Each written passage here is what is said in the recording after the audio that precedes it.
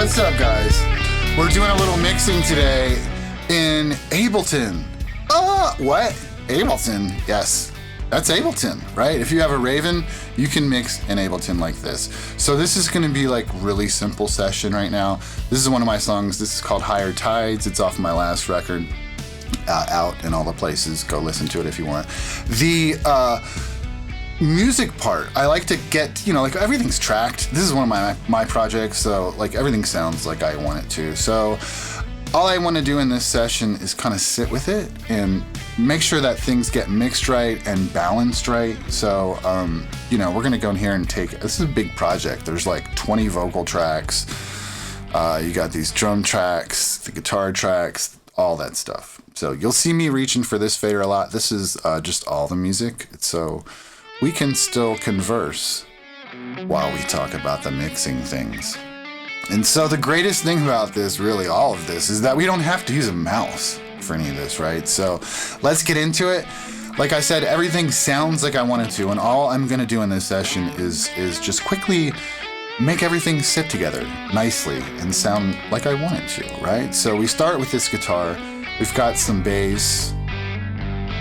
Those two are gonna be really easy to stick together. This is just an intro. Let's look at our drums. So we've got an acoustic drum track.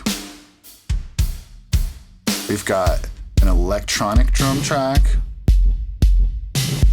And this big 80s snare, right? So we're gonna put all three of those together.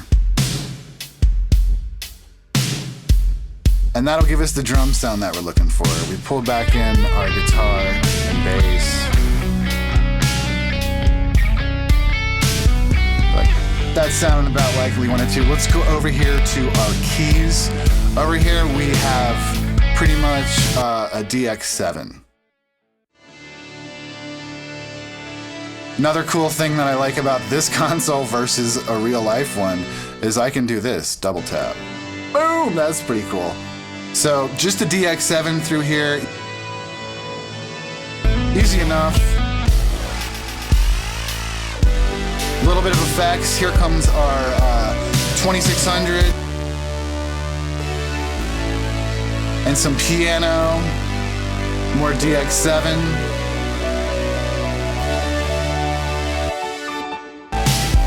So that's sounding good. And we've got vocals too. Let's start to bring some vocals in.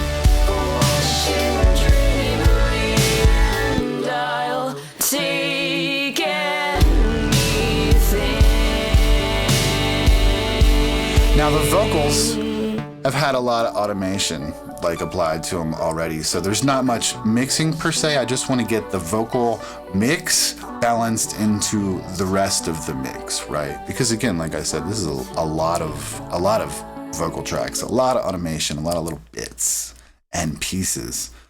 So let's go back a little bit. Let's reset our loop region. We'll go in there and, of course, if you want to mess with your EQs and settings and stuff like that, it's super easy. We even got this fancy little zoom magnifier. How cool is that, right? That's just silly. So we can make little EQ moves if we want to. Whatever we need.